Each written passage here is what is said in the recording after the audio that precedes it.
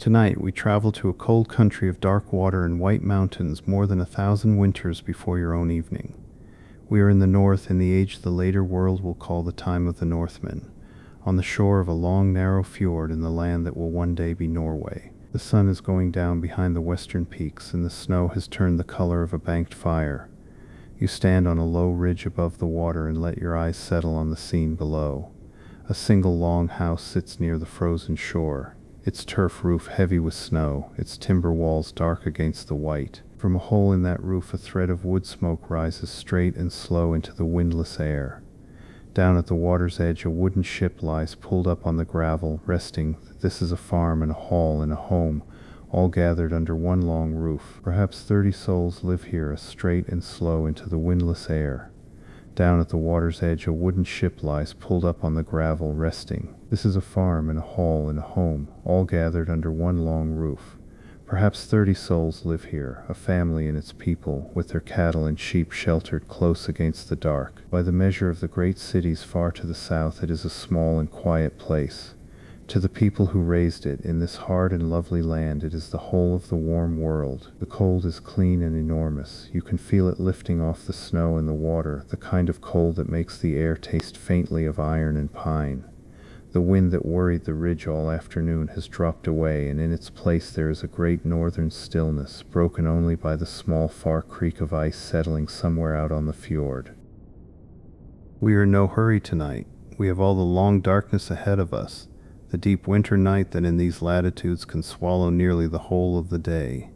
We will spend it down there by the fire in that low house among sleeping people and sleeping animals, while the stars wheel slowly over the snow. Nothing here asks anything of you. You are only a traveler passing through.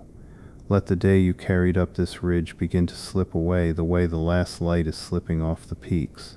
There is nowhere you must be tonight, and nothing you must finish before the morning. Breathe the cold, clean air in slowly, and let it out slower still, and feel your shoulders come down from wherever the long day set them. Stay here a moment on the snowy ridge and watch the color drain from the mountains down into blue. When you are ready, we will go down the path toward that single thread of smoke, and in through the heavy door, into the warm and sleeping hall. We come down off the ridge by a worn path, and the snow squeaks under each step in the deepening cold. On either side the land has been shaped by patient hands. Low walls of stone and turf mark out the home field, the precious inner ground the people call the tun, kept close and well manured so the hay will grow thick in the brief green summer. That hay is the true treasure of this place, and you can see it stored against the dark in great rounded stacks, each one capped with turf and birch bark to throw off the snow. A northern farm lives or dies by its hay. Every animal sheltered in the Longhouse tonight must be carried through the winter on what was cut and dried in those few bright weeks of light. The fields lie still and blue under their snow, the furrows of the last barley long since gathered. Barley is almost the only grain that will ripen this far north, and only in a kind season. These people are herders far more than they are farmers, and their wealth walks on 4 legs and is counted in cattle, the slow, warm capital of the northern world. The path turns, and the Longhouse comes nearer below you, longer than you guessed from the ridge, perhaps 30 paces from gable to gable. Its walls are low and thick, banked with earth, and its great roof sweeps almost to the ground, so that from here it looks less like a building than like a long, low hill that is chosen to breathe out smoke. The dog barks once, somewhere down by the house, then thinks better of it and falls quiet. Nothing else moves. The world has been put away for the night, the tools under cover, the animals in, the people gathering toward the one warm room at the heart of everything. You feel the day folding itself smaller around you as you walk. Let your own thoughts settle the way the snow has settled over these fields, smoothing every sharp edge of the day into one soft and even white. There is nothing out here that needs you. Keep walking gently down the path, toward the low house and its thread of smoke, and let the quiet come up to meet you. And ever for the low house and its thread of smoke, and let the quiet come up to meet you.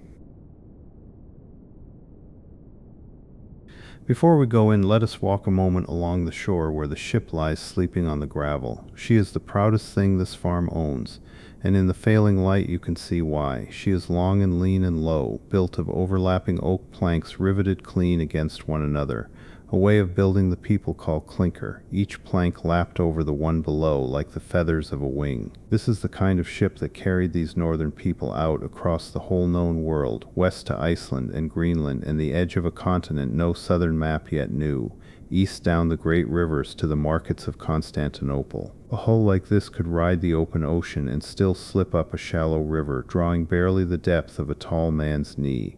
Her mast is down for the winter, laid along her length, and her one great sail is furled tight and frosted.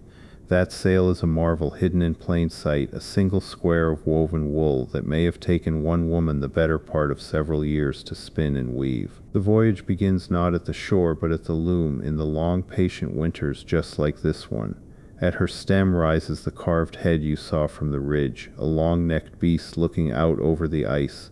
On the open sea such a head was meant to frighten the unfriendly spirits of a strange coast, and the people would lift it off and stow it when they came home, so as not to alarm the kindly spirits of their own land. Tonight she watches the empty fjord, harming no one. The water beyond her is freezing slowly from the edges in, a skin of gray ice creeping out from the shallows. In the dead of this season the ship will not sail. She rests on her props in the boat shed's shadow, smelling of tar and salt and old oak, dreaming, if ships dream, of the green water and the long light of the sailing months. Let the great stillness of the resting ship settle into you.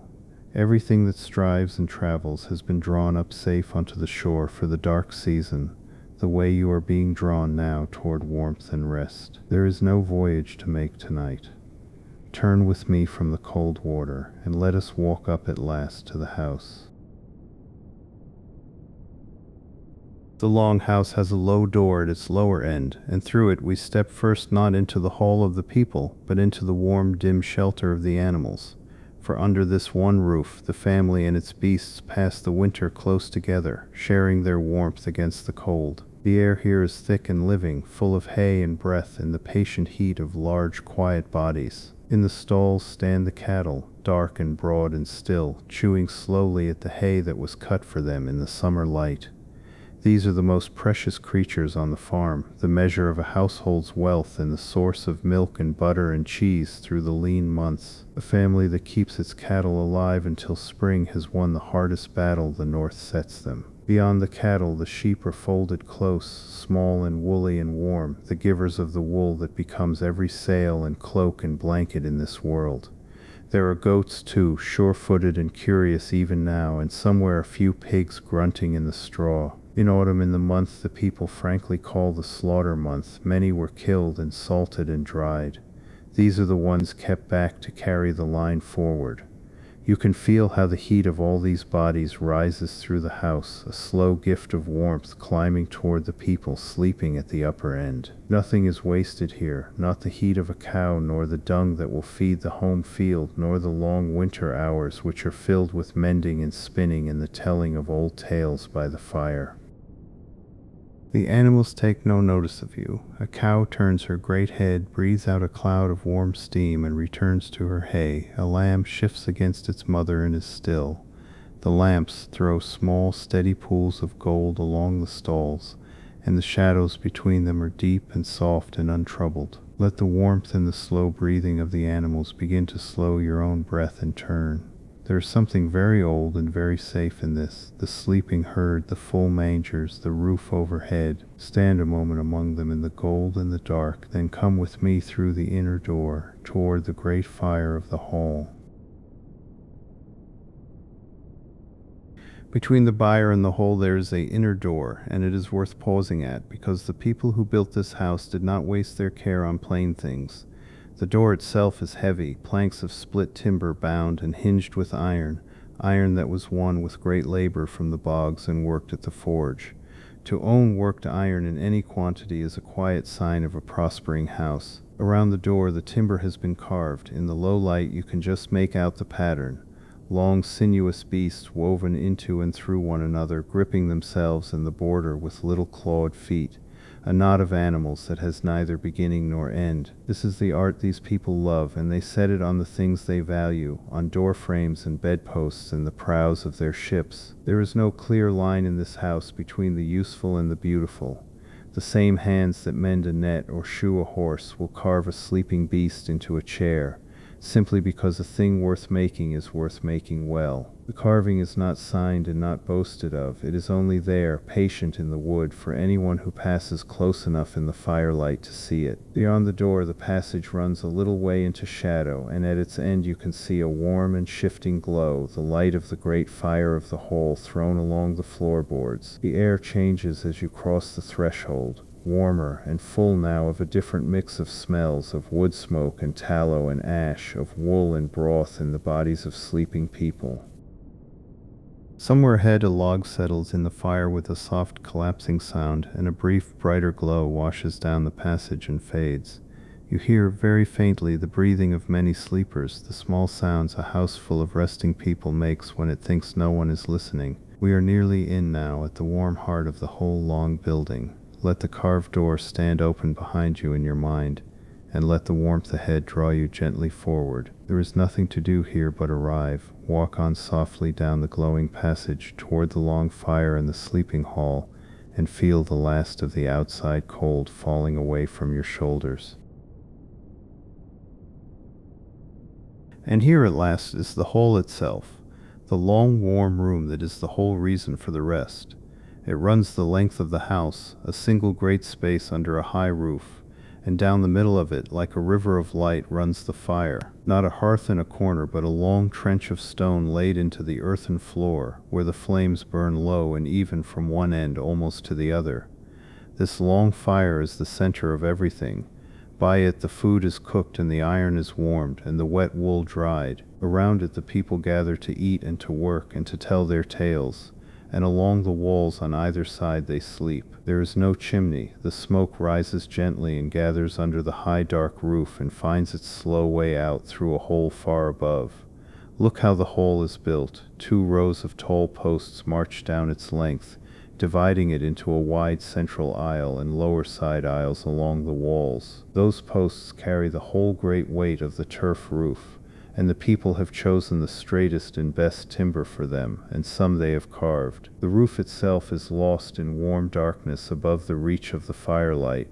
Along both side walls run the benches, wide raised platforms of timber that serve all day as seats and tables and workbenches, and all night as beds. The roof itself is lost in warm darkness above the reach of the firelight. Along both side walls run the benches, wide raised platforms of timber that serve all day as seats and tables and workbenches, and all night as beds. The people are stretched out on them now under heaps of wool and fur and sheepskin, dim shapes just beyond the edge of the light, breathing slow and deep. The whole household sleeps within a few steps of one another and of the fire. The warmth wraps around you the moment you step in. After the iron cold of the fjord, it is almost a weight, a soft heavy blanket of heat and wood smoke and the smell of people and animals and old timber. The light is all low and gold and red, the steady glow of the embers and the small unwavering flames of the soapstone lamps set here and there along the posts. Let yourself simply stand a moment in the doorway of the hall and feel the change. The cold is behind you now. Ahead is the long fire and the sleeping house and the whole patient night. There is nowhere warmer or safer in all this northern world tonight. Come a little way in, toward the fire, and let it begin to thaw the last of the journey out of you. Halfway down one long wall facing the fire, the bench rises a little higher and grows richer, and here is the high seat, the place of the master of the house. It is flanked by 2 tall carved pillars, the high seat pillars, which the people hold almost sacred. When a family sailed to a new and empty land, they would sometimes cast these very pillars overboard, and settle wherever the sea chose to carry them ashore. To sit in the high seat is to hold the household together. From here the head of the house keeps the long fire on his right hand, and his people range down the benches on either side, and from here he deals out the order of the hall, who sits near and who sits far, who is honored and who is owed. In a world with little writing and few laws written down, a great deal is settled simply by where a man is asked to sit. The seat is empty now, its owner asleep along the bench with the others, but it keeps its dignity even in the dark. Furs are folded over it, and a length of woven cloth, dyed perhaps in the precious blues and reds that say a household can afford such things. The carving on the pillars runs up into the shadow, more of those long gripping beasts, worn smooth where countless hands have touched them in passing. This is the heart of the hall within the heart of the house. Here the great feasts are held at the turning points of the year. Here guests are received and quarrels judged and oaths sworn, and here the old stories are told when the work of the day is done. The high seat is not a throne, it is a working place, the place where a household decides night after night to go on being one thing together. The fire before it has sunk to a long bed of glowing coals, and the light of it washes up over the empty seat and the silent pillars and loses itself in the carving. Everything is still. The household that gathers here by day lies sleeping all around, trusting the seat to keep its meaning until they wake and take up their places again. Let the quiet authority of this old empty seat settle something in you. There is an order here, a sense that every person and everything has a place by the fire and is held there safely through the dark. You need decide nothing and judge nothing tonight. Rest your eyes on the low coals and let us move on down the benches.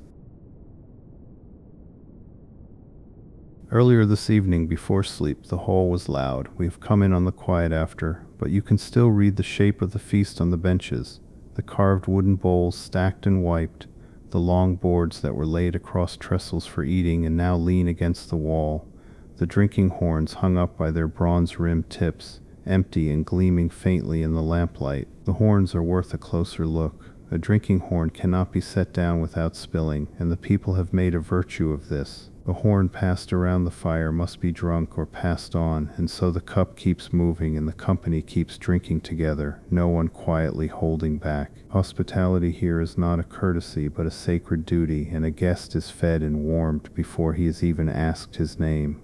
What was in the horns tonight was most likely ale, brewed from the barley of the home field, the everyday drink of everyone from the master to the youngest worker. On a feast night, or to honor an important guest, there might also be mead, the older and stronger drink made from honey, golden and rare in a land where bees are few.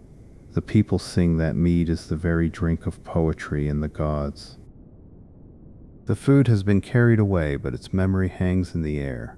Boiled and roasted meat from the autumn slaughter, fish from the fjord, thick porridge of barley, flat, unleavened bread baked on the hearthstones, butter and cheese and curds. In a hard land the people eat well when they can, for the body must be built up in the warm months and the fat months against the cold and the lean ones that always come. A single horn lies overturned and forgotten at the end of the bench, a last small disorder in an otherwise tidied hall.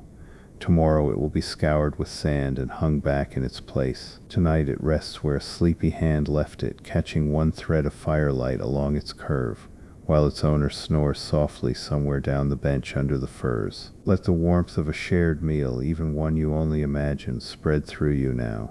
The eating and the drinking and the talk are all done. The company has had its fill and gone gladly to sleep. There is nothing left to do at this long table but rest beside it in the smell of wood smoke and ale, and let your own evening grow quiet. Off the side of the hall, behind a low partition, lies the store, and a northern store in deep winter is a quiet kind of fortress. Here is gathered everything that stands between the household and the long hunger of the dark season, and it is guarded and counted and rationed with the seriousness of a thing on which lives plainly depend. A single lamp burns here, low, for light is needed only to find what you came for. From the rafters hang the dried fish, split and stiffened in the cold dry wind until they are hard as wood and will keep for years. This is the great northern treasure, cod and other fish caught in the bright months and cured without salt, which is scarce and dear. Pounded soft and boiled, they will feed the house through the months when nothing can be caught and nothing can be grown. Along the walls stand the barrels, and in them is the autumn made to last. Meat and fish packed in salt where salt can be had, or soured in whey which the people have learned will keep food sweet for a long time. There is butter salted down hard, and skyr, the thick soured milk they have made since time out of mind, and crocks of the precious cheese. In the sacks is the barley, some of it ground already into the coarse flour for bread and porridge, some kept whole as seed for the spring sowing, which no hunger short of true famine is allowed to touch. There are dried berries gathered in the brief autumn, and herbs, and somewhere a small store of honey kept back for the mead and for sweetening on the great days of the year. Everything here was won in the few short months of light and gathered against this exact darkness. To stand in the store is to understand the shape of the whole year, the frantic summer labor, the careful autumn killing and curing and drying, also that on a black winter night like this one the household can sleep deep and unafraid, knowing the barrels are full. Let the quiet plenty of this little room reassure you the way it reassures the sleepers in the hall. There is enough, the work is done, the stores are in, the dark is provided for.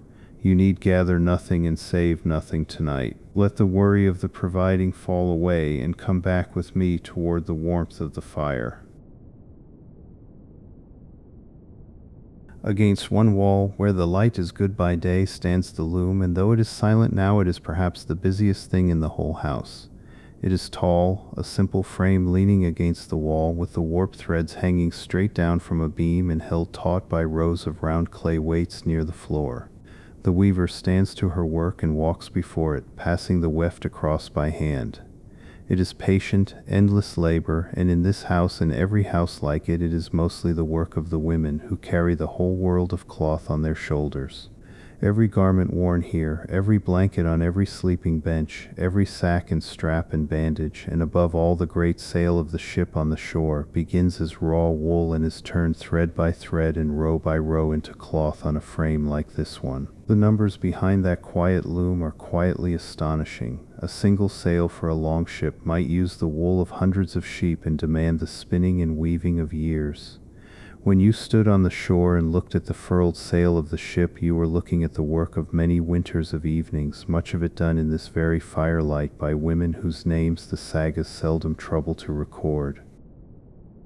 The cloth they make is more than warmth. Lengths of a standard homespun, woven to an agreed width and quality, are used across this northern world as a kind of money, a wealth you can measure in your arms and pay your debts and dues with. So the woman at the loom is not only clothing her household, she is weaving the very currency of the land, thread by patient thread, through the long dark. Tonight the loom rests. The shuttle is laid in its basket, the spindles are stilled, the half-finished web hangs waiting in the lamplight, its clay waits perfectly at rest. Tomorrow in the thin gray daylight, hands will take it up again and the soft thud of the weaving will return. For now it keeps its place against the wall, holding its half-made cloth like a held breath. Let the patience stored in this silent loom settle over you. Great things here are made slowly, thread after thread, evening after evening, with no hurry and no end of the work in sight, and somehow it all gets done. You need finish nothing tonight. Let the long task rest on its frame, and let your thoughts unspool gently and go slack. Let us pause by the lamps a moment, the small steady flames that have lit our way through the house. They are humble things and easy to pass over, but they tell their own quiet story. Each is a shallow bowl carved from soapstone, that soft gray northern rock that can be cut and hollowed almost like wood, and in each bowl a little pool of oil feeds a single floating wick. The oil is most likely from fish or from the great sea beasts of these waters, rendered down and stored against the dark.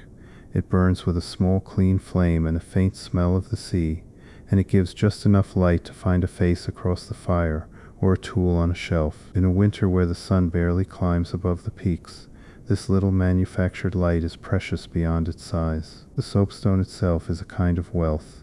It is quarried in great seams in these northern lands and traded far and wide, cut into lamps and bowls and cooking pots that will not crack in the fire. A pot of soapstone outlasts a pot of clay many times over, and so the rock is carried by ship down the coast and across the sea, a slow and heavy trade in something as ordinary as the means to hold a flame. There is no clock in this house, and no need of one. The day is measured by the light, and in winter the light is mostly this: the long low fire down the middle of the hall, and these small lamps set here and there along the posts and shelves. each a little island of gold in the great dark of the northern night. The people live by firelight for months on end, and their eyes are at home in it. See how steady the small flames burn in the windless air of the hall, barely leaning, each one doubled in the polished gray stone beneath it. They will burn low through the night and gutter out one by one as the oil is spent, and the house will sink deeper into the dark and the glow of the embers. And no one will mind, because by then everyone will be long asleep. Let the small flames slow you down. There is no rushing by lamplight. The eye relaxes, the world shrinks to the warm circle you can see, and everything beyond it is allowed to be soft and dark and unimportant. Watch one small flame lean and steady and lean again, and feel your own breathing fall in with its gentle, patient burning. Now we come to the benches where the people sleep, and here the hall is at its most tender. By day, these wide raised platforms along the walls are seats and work tables. By night, they are beds, heaped deep with everything soft the household owns. Woven blankets, sheepskins with the wool still on, furs of bear and seal and reindeer, all piled into warm nests against the side of the bench. There are no separate bedrooms here and few separate beds. The household sleeps together along the walls, the warmth of one body lending itself to the next, the heat of the long fire and the animals below, all gathered and held under the heavy turf roof. In the deep cold, this closeness is not a hardship but a comfort. The oldest warmth there is, the warmth of others near you in the dark. In the better houses, a sleeping place might be closed in with timber panels, a box bed built into the wall where a couple might lie a little apart and a little warmer, screened from the draught and the firelight. But for most, the bench is bed enough, and a good thick fur and a near neighbor and a banked fire are all that anyone expects and all that anyone needs. The people lie now in their heaps of wool, dim and shapeless beyond the edge of the firelight, and the hall is full of the soft sound of their sleeping. A child murmurs and is hushed by a half-waking parent without either of them truly stirring. An old man's breath catches and slows. The whole household drifts together on the same long tide of sleep. It is a very old way to spend a winter night, this, and a very safe one. The doors are barred, the animals are in, the fire is tended, the stores are full, and everyone the sleeper loves is within a few steps in the dark, breathing. There is little in this world that a person can truly hold on to, but a household asleep around a fire is one of them. Let the deep warmth of the heaped bench reach you where you lie. Imagine the weight of a heavy fur drawn up over you, the give of the wool beneath, the red glow of the fire across the hall, the slow breathing of others near. There is nothing to keep watch for tonight. Sink into the warmth and let your body grow heavy and still. Lie back now and look up, the way a wakeful sleeper on the bench might look up into the great dark country of the roof. The firelight reaches a little way and then gives out, and above it the rafters climb into shadow, heavy timbers rising to a ridge you can feel more than see, the whole vast weight of turf and birch bark and earth held up over the sleeping house. Far up at the peak there is a single opening, the smoke hole, and through it you can see a small ragged patch of the night, deep blue and pricked with the cold hard stars of the northern winter. Through that one hole the smoke of the long fire finds its slow way out, drifting up in a soft blue column through the firelight and dissolving into the dark above. It is a simple and ancient arrangement, this hole in the roof, older than chimneys by long ages, and it asks something of everyone beneath it. The fire must be kept low and clean, the wood well dried, or the hall fills with stinging smoke.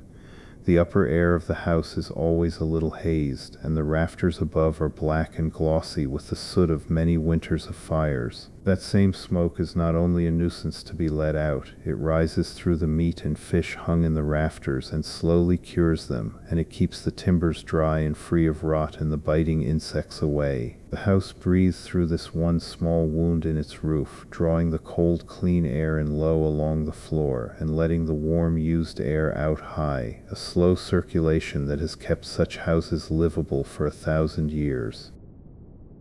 Watch the smoke climb. It rises without hurry, turning slowly on itself, catching the gold of the fire low down and the faint blue of the starlight high up, until it thins to nothing just below the hole and is gone. Beyond it the few stars hold steady in their patch of sky, impossibly far above the warm and crowded little world of the hall. Let your gaze rest in that small square of stars, and let your thoughts drift up with the smoke, slowly, without weight, dissolving as they go. There is nothing up there in the dark that you must hold on to. Let each thought rise and turn and thin away into the night above the roof, and feel yourself growing lighter and quieter beneath the great timbers. Near the fire, where the warmth gathers best, stands a small carved cradle, and in it the youngest of the household sleeps. It is set close to the long fire on purpose, in the warmest and best guarded spot in the whole hall, for a northern winter is hard on the very young, and a household pours its quiet hope into the children who will carry its name and its work forward into years no one here will see. A child born into this house enters a world without much softness and a great deal of love. It will be wrapped in lambskin and carried at the mother's work, lulled by the thud of the loom and the talk around the fire. It will be given a name with weight in it, often the name of a grandparent newly dead, so that something of the old one is felt to live on in the new. There is no school here, and no need of one in the way later ages will mean. The child will learn everything it needs by being always present, how to spin and weave and brew, how to handle a boat and an axe and a beast, how to read the weather and the ice, how to keep the law of the household and the memory of the family. The whole hall is its teacher, every waking hour. And it will learn the stories long before it can do any useful work. It will know the great tales told around this fire, of the gods and their quarrels, of heroes and their feuds, of voyages to lands beyond the edge of the map.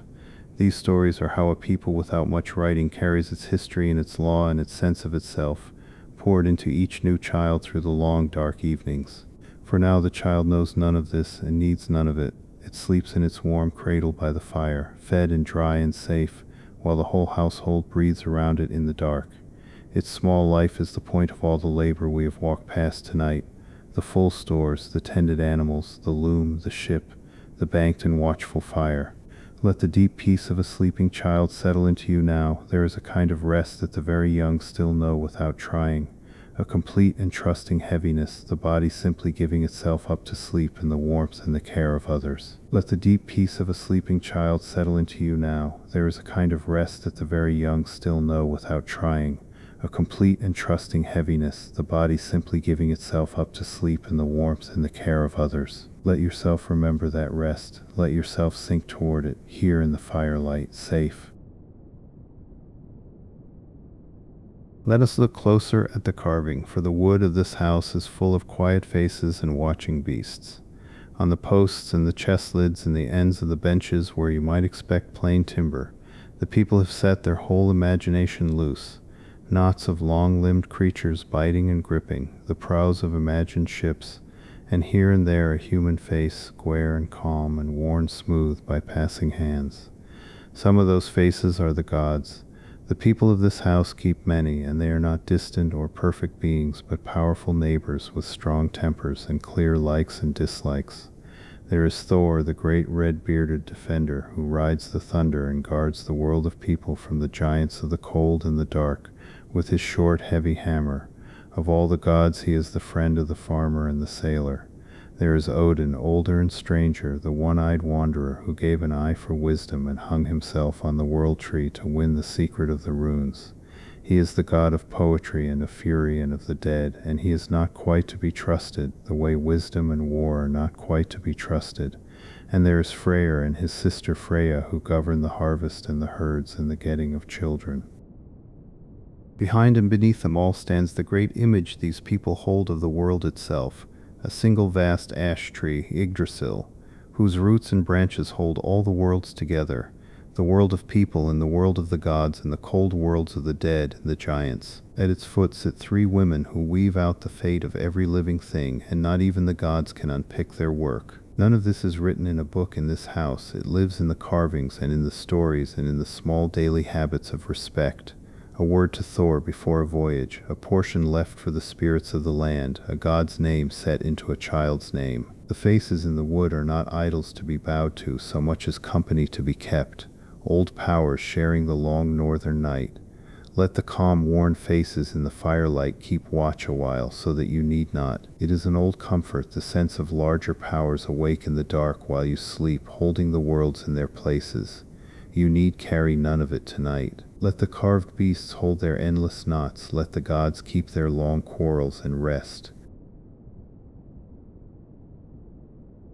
There is an empty stool near the high seat, and a small carved harp leaning against the bench, and these mark the place where, a little while ago, the storyteller sat.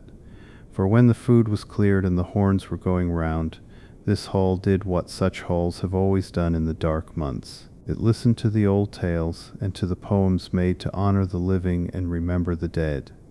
The poets of these people are called skalds, and their craft is held in high honor, a skill as prized as a warrior's. A skald can praise a chieftain in verse so cunningly knotted, so woven with hidden names and turns of meaning, that it becomes a kind of treasure in itself, carried from hall to hall and remembered for generations. To be well spoken of by a good skald is a wealth that outlasts gold. The verses are not written down.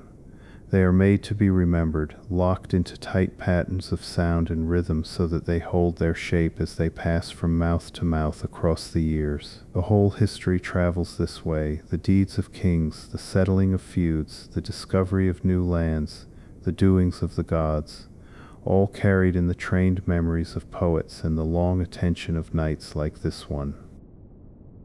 Centuries from now, far to the west in Iceland, people descended from halls just like this one will at last write these stories down, and we will call them the sagas and the eddas, and they will be among the great treasures of the northern world. But here and now they are still living breath, spoken into the firelight, never quite the same twice, shaped a little new by each teller and each night. The hall has heard its story and gone to sleep on it, the way a child goes to sleep on a familiar tale. The harp is stilled, the teller is wrapped in his furs along the bench, and the words hang somewhere in the smoky air above the fire, settling slowly with the soot into the long memory of the house. Tomorrow night there will be another, and the night after that. Let an old story carry you the way it carried the sleepers here, not its words which you need not follow, but its rhythm, the rise and fall of a voice in the dark, the sense of a long tale unwinding without hurry toward a rest you trust is coming. Let the firelit voice fade now to a murmur, and let the murmur fade to your own slow breathing. A Ursula Dink's murder, a Vernauter Mersilsjark, the sense of a long tale unwinding without hurry toward a rest you trust is coming. Let the firelit voice fade now to a murmur, and let the murmur fade to your own slow breathing. On the bench lies a small flat stick of wood, and along its edge someone has cut a row of angular marks, all straight lines and slants and no curves, the better to carve them across the grain. These are runes, the writing of these people, and though they keep no books and fill no libraries, they are not without letters, and the marks turn up all through their world. The set of runes they use in this age is a short one, just 16 letters, fewer than the sounds of their own speech, so that each rune must often do the work of several sounds, and a reader must lean on sense to tell which is meant. It is a writing made not for long books, but for short, urgent things. A name, a claim, a charm, a memory, a message cut quickly into wood or bone or stone. What is cut on this particular stick we will never know for certain, but such everyday rune sticks, when they are found in the wet ground centuries later, turn out to carry the plainest and most human of messages. A merchant's tally of goods, a note to send more flour and herring, a lover's complaint, a prayer, a piece of rude humor, the ordinary traffic of life in a hand that expected to be read and thrown away. There is a deeper side to the runes as well, for the people half believe the letters themselves hold power. The very name rune means something like secret or whisper, and a rune cut with the right knowledge and the right intent might heal a sickness, calm a sea, or curse an enemy. The god Odin won the runes through suffering, the stories say, and a little of that dangerous power clings to them still. But on the bench tonight the rune stick is only a small dark thing in the firelight, its message cut and waiting beside the little knife that cut it. Whoever carved it has gone to sleep, the words safe in the wood until morning. Writing here is a slow and physical thing, a matter of blade and grain and patience, closer to carving than to the flowing of ink across a page. Let the patient little marks on the stick stand for all the things you have written down and set aside today, all the lists and notes and reminders. They are cut and kept now, safe in the wood until you need them. You need carry none of them in your head through the night. Set them down with the rune stick by the fire, and let your mind go blank and clean. Let us step outside again for a moment, out the door and into the iron cold, because tonight the sky is doing something the people of this house have watched on winter nights since the beginning. High over the white mountains and the frozen fjord, the darkness is alight. Great curtains of pale green hang and shift across the stars, brightening and fading, folding slowly like cloth in a current no one can feel. These are the northern lights, and they need no explaining to be felt. They move with a silence so complete it seems wrong, a vast slow dance of cold fire over a sleeping world, ribbons of green and faint red drawn across the whole bowl of the sky and then gathered up again. The snow beneath takes a faint glow from them, and the ice on the fjord answers with its own dim shine. The people of this house have their own ways of understanding the lights, woven into the larger picture of their world.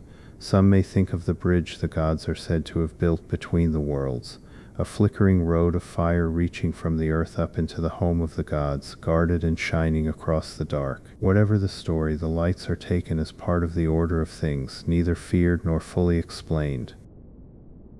Over here the cold is a living force, pressing at your face and pulling the heat from your hands, and the stars beyond the aurora are harder and brighter than any you will see from a warmer or a busier age.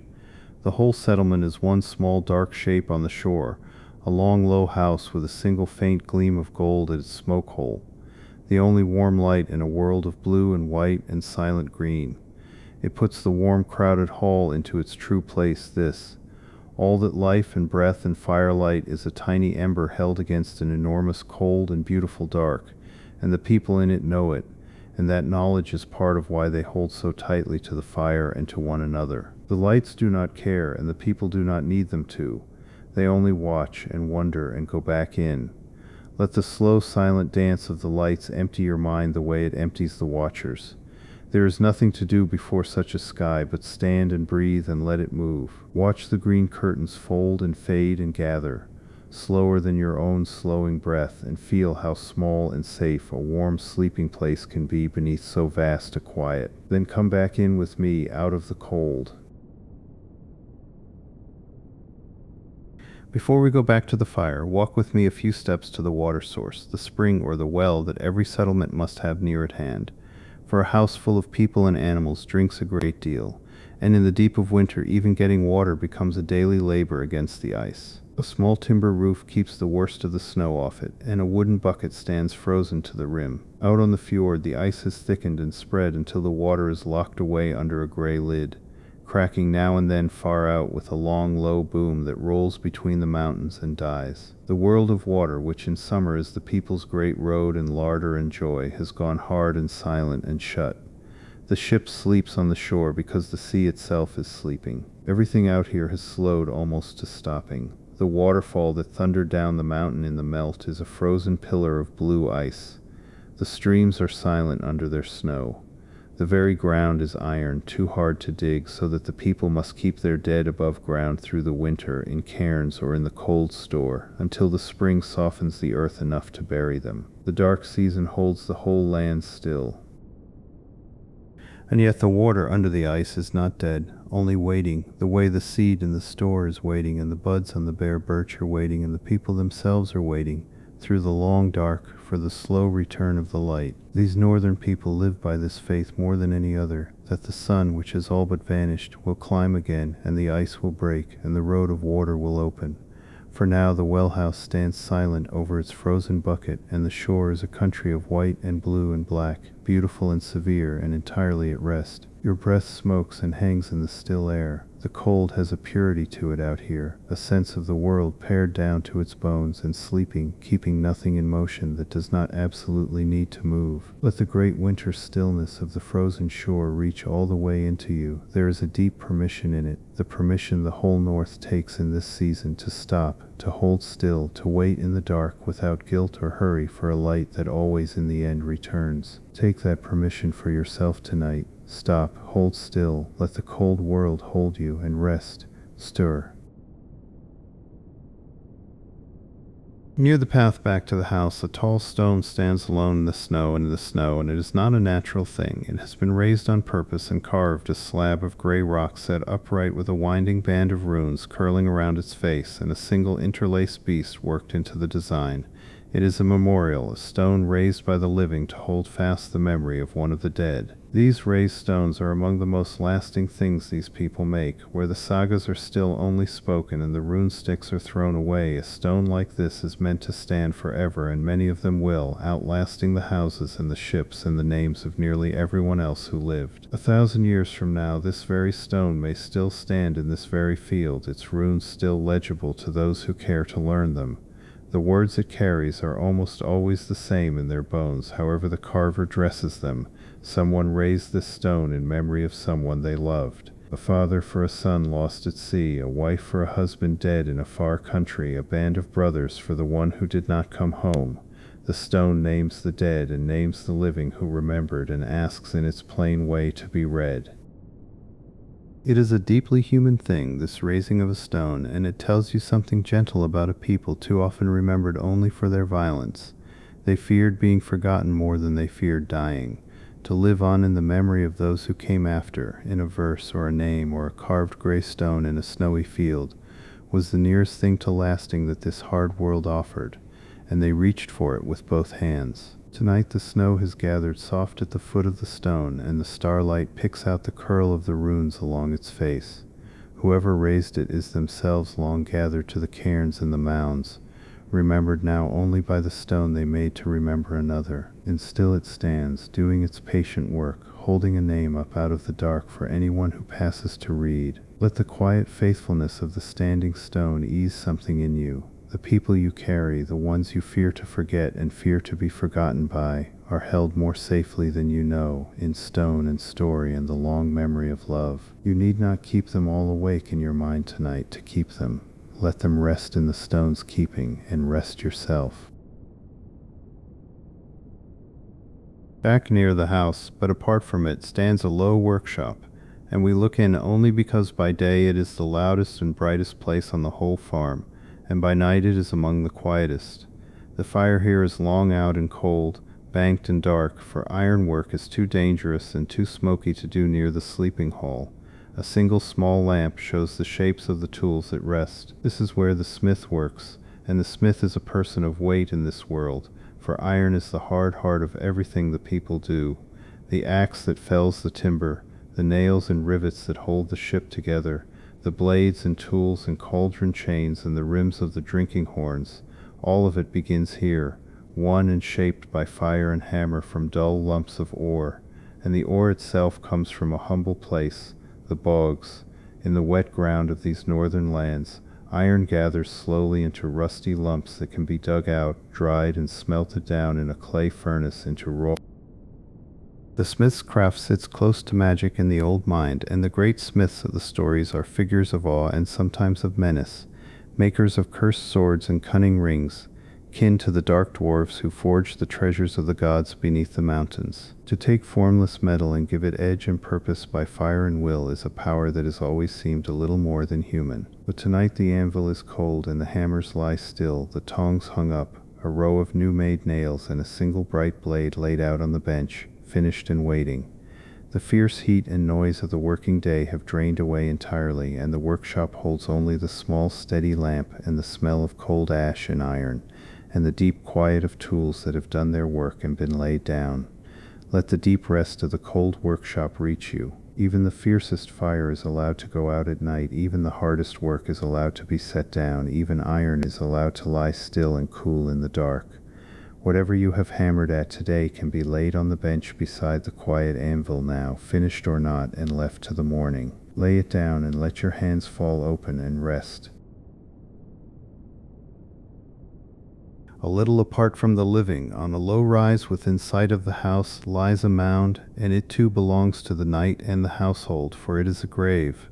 The people of this land lay many of their dead in such mounds, long low hills of heaped earth and turf, and they set them where the living can see them, so that the dead remain a quiet part of the family and the farm. The greatest of these graves are wonders. A truly honored man or woman might be buried not in a simple mound, but in a whole ship, hauled up from the shore and set in the earth and heaped over, furnished for a long voyage with everything they might need, food and drink, tools and weapons, sleds and beds and animals, and treasures of carved wood and worked metal. Such ship graves, opened ages later, give back the richest picture we have of this world. This mound is a humbler one, an ancestor of the house laid here in the old way, perhaps with a favorite tool, a knife, a brooch, a horn of ale for the road. The people do not think of the dead as simply gone. They feel them near, especially in the dark season, watching over the farm from the mound, to be honored and not offended, a part of the household that has only moved a little way off.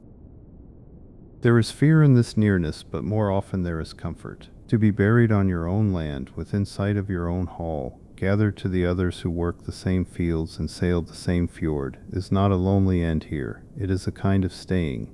The mound is not an exile, but a quieter seat at the same long table, a place at the edge of the firelight that the family keeps for its own. Tonight the snow lies smooth and deep over the old mound, rounding it softer still, and the few weathered stones at its foot stand patient under the stars. The house gleams faint and gold in the distance, full of the breathing living, and the mound lies quiet and full of the resting dead, and the two are not so far apart and not so different under the same enormous winter sky. Let the deep peace of the mound be allowed for once to be only peace. Rest here is not a thing to be feared. The whole tired world lies down in the end, the living each night and the dead at the last, and is held by the patient earth and the turning sky. You are only lying down for the night. Let go gently and trust the dark to keep you. Beyond the mound, where the dark trees grow close, the people keep a holy place, and we may stand at its edge a moment in the deep quiet. It is no great temple of stone such as the southern peoples raise, but a grove of old evergreens about a low carved post, with a flat stone before it for offerings. The holiness here is not built so much as found in the trees and the silence and the long use of the spot. Here, at the turning points of the year, the household gathers for the blot, the sacred feast where they share food and drink with the gods, pouring out ale and offering the meat of beasts, asking for good harvests and fair winds and healthy children, and giving thanks for the same. It is less a worship of distant powers than a meal shared with present ones, a keeping up of the old bargains between the people and the unseen. The greatest of these gatherings comes at the dead of winter, at Yule, in the very darkest days, when the sun has all but gone and the need for hope is greatest. Then the people feast for many days against the dark, burning great fires and drinking deep and remembering the dead and the gods, defying the long night with light and company and the stubborn faith that the year will turn. We are not far from that season now. A frokivrio west de jainu mifrad. We are not for node roast acids den. The people feast for many days against the dark, burning great fires and drinking deep and remembering the dead and the gods, defying the long night with light and company and the stubborn faith that the year will turn. We are not far from that season now. The gods honored here are the friendly ones of the farm and the family, Freyr, who brings the harvest and the increase of the herds and the peace of the land, and his sister Freya, and Thor the protector. They are not asked for salvation or eternity, only for the plain good things, a full barn, a safe voyage, a living child, the things a northern household must have to see another year. The bargain is practical, and ancient, and tender. Tonight the grove is empty of any gathering, hushed under its weight of snow, the offering stone bare and dusted white, a single small lamp left burning at the foot of the carved post by some careful hand. The trees stand black and still around their patch of holy ground, and the stars hang in the gaps between their heavy boughs, and the whole place breathes a deep and waiting calm. Let the old quiet of the holy grove settle the last of your restlessness. There is nothing to ask for here tonight, and nothing to fear. The bargains are kept, the offerings made, the dark midwinter provided against with fire and faith. You may simply stand in the snowy silence among the old trees and let yourself be held by something larger and very patient, and grow still. We turn back now toward the house, and pass through the farmyard at the very deepest hour of the night, when even the wakeful things have given up their watch. The fold of sheep is a single warm, dark mass against the snow, the animals pressed close together for heat, their breath rising in a faint shared cloud, utterly still but for the slow swell and fall of their sleeping flanks. By the low doorway the dog lies curled in the straw, nose under tail, the guardian of the whole farm fast asleep at his post. By day he is everywhere, working the sheep, sounding the alarm, the tireless partner of the household in 100 tasks. Now, in the dead middle of the night, with the doors barred and the cold keeping all strangers and wolves to their own dens, even he has judged it safe to let go and sleep. It is the stillest hour. The fire in the hall has sunk to its lowest glow. The lamps have mostly guttered out. The people are deep in the heaviest sleep of the night. The animals are down. The dog is down. The very stars seem to have stopped wheeling and to hang fixed and patient over the snow. The whole settlement has surrendered all at once to the dark and the cold and the rest. There is no danger in this surrender tonight, only its opposite. Everything that could be made safe has been made safe. The food stored, the fire banked, the beasts folded, the doors shut, the dead honored, the gods thanked. Having done all that careful work, the household has earned the right to let go completely, to trust the night, to put down even the dog's watchfulness and simply sleep. The snow holds the faint blue of the stars, the house holds its single gold gleam of fire, and over it all hangs the great silence of the northern winter at its deepest, a silence so complete that you can almost hear it. A soft, vast hush lying over the sleeping farm, like one more heavy fur drawn up over the world. Let yourself join the whole sleeping farm in this deepest hour. The sheep have let go, the dog has let go, the people have let go, all of them trusting the safe dark to keep them till morning. There is nothing left for you to guard either. Let your own last watchfulness slip away with theirs, here in the great hush, and go down into sleep with the whole quiet world. We come back in at last out of the iron night into the warm dark of the sleeping hall, and the great long fire that blazed when we entered has done what all fires do. It has burned down through the long hours to a low bed of embers, dim red and orange under a soft gray skin of ash, running quietly down the middle of the floor, asking nothing now but to be let alone until dawn. Someone has tended it even in their sleepiness before lying down. The fire here is never truly let out, for to lose it on a winter night would be a small disaster, a cold morning and a long hard labor to kindle it again. Instead it is banked, the live coals raked together and covered over with ash so that they smolder slow and patient through the dark and can be breathed back to flame with a few dry sticks at first light. It is a small nightly act of faith and care, this banking of the fire, the last thing done before sleep in 10,000 winters of such houses. The keeper of the fire trusts the embers to hold their heat unseen beneath the ash, the way the seed holds its life beneath the snow and the dead hold their place beneath the mound, all of them waiting quietly for the turn back toward the light. Around the banked fire the whole hall lies sleeping, the benches heaped with furs and the dim shapes of the people, the carved posts climbing into a darkness now almost complete.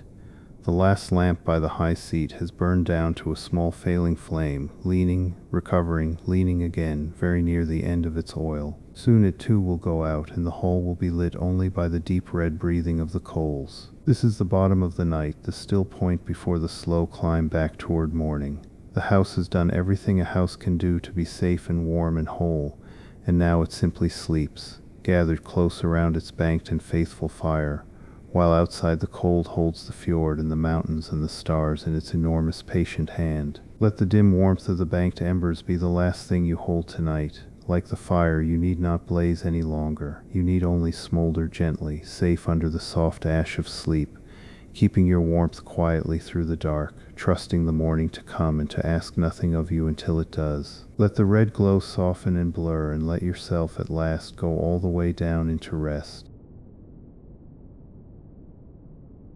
And now, very slowly, the longest dark begins to thin. Hours have passed in the deep quiet, and over the eastern mountains the sky has begun almost imperceptibly to lighten, the hard black softening to the deepest of blues, and then, along the rim of the peaks, to a faint and growing band of rose and gold. The winter sun is a long time coming this far north, but it is coming, and the night has held. Down in the hall the banked fire is breathed back to life, a few dry sticks laid on the raked coals, a little patient blowing, and the long fire wakes and climbs again, throwing its gold once more along the posts and the benches. Fresh wood smoke rises from the roof hole into the paling sky, the first clear sign of the day, the house exhaling its long-held warmth into the dawn. The household stirs slowly as you need not. A woman rises first to the fire and the milking, then the others, one by one, shaking off the furs into the cold air, taking up again the long round of tasks we walked among in the dark.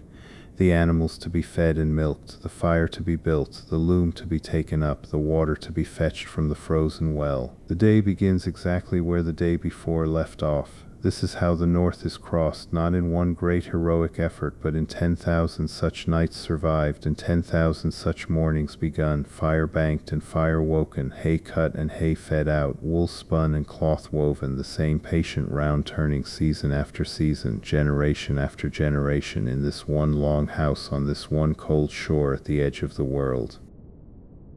The light grows. It touches the white peaks first, and runs slowly down toward the water, and the frozen fjord begins to gleam, and the smoke of the one small house rises gold into a brightening sky. The night that swallowed the day has given the day back again, as it always does, as these people have always trusted it would.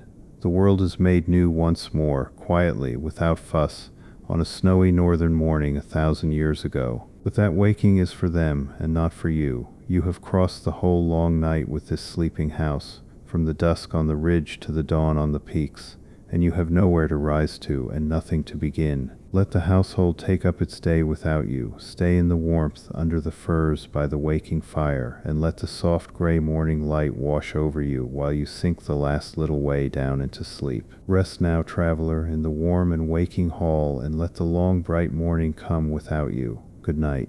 Restaim, and you away come seek your check sex and you il source assure.